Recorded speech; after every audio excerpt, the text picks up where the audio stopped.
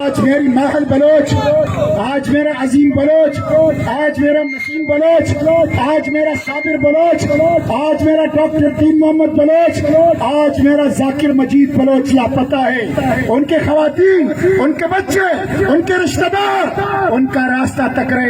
میں نے کوئٹہ کی ریڈ زون میں ماحل بلوچ کی چھوٹی بچی کو اٹھایا۔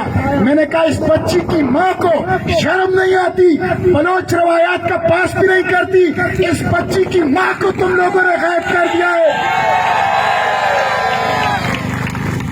اس لیے ہم مطالبہ کرتے ہیں، حق و تحریک کا یہ مطالبہ ہے کہ مسنگ پرسن کو واگزار کر لو۔ آپ کے پاس عدالت ہے، قانون ہے، آئین ہے، کسی نے جرم کیا ہے تو پیش کر لو، لیکن لوگوں کو لاپتہ کرنا، لوگوں کو مار کر دشت پیابہ میں ان کی لاشیں پھینکنا، یہ ظلم ہے، یہ دہشت گردی ہے۔ اس کو نہیں مانتے، اس کو تسلیم نہیں کرتے۔ میں حیران ہوں، سی پیک گوادر میں بن رہا ہے اور اورنج لائن ٹرین لاہور میں بن رہی ہے۔ سی پیک گوادر میں ہے اور سی پیک کا منصوبہ اورنج لائن ٹرین وہ لاہور میں بن رہا ہے۔ مجھے پتا ہے سوئی یہاں ہے، مجھے پتا ہے سینڈک یہاں ہے، مجھے پتا ہے ریکوڈک یہاں ہے، مجھے پتا ہے سی پیک یہاں ہے، لیکن اس کے باوجود میرے بچے بھوکے ہیں، اس کے باوجود میرے بچوں کے لیے تعلیم نہیں ہے، اس کے باوجود میرے مٹی پر امن نہیں ہے، اس کے باوجود میرے نوجوانوں کے لیے روزگار نہیں ہے۔ تو میرا سوئی،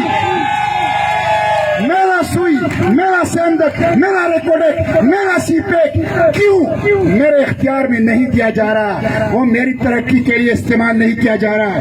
مجھے کہا جا رہا ہے، حق و تحریک کو کہا جا رہا ہے کہ یہ خلاف ہے سی پیک کے۔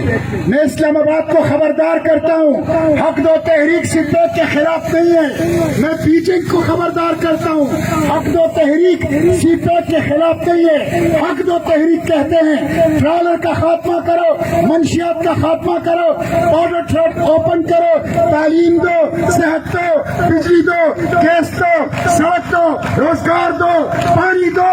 تو میں خود سی پیک کی حفاظت کروں گا، میں خود سی پیک کی پاسبانی کروں گا۔ ہم سی پیک کے حق میں ہیں، لیکن ہم کہتے ہیں سی پیک کے فروٹ، سی پیک کا پھل، سی پیک کے فوائد پر سب سے پہلا حق گوادر کا ہے، بلوچ عوام کا ہے۔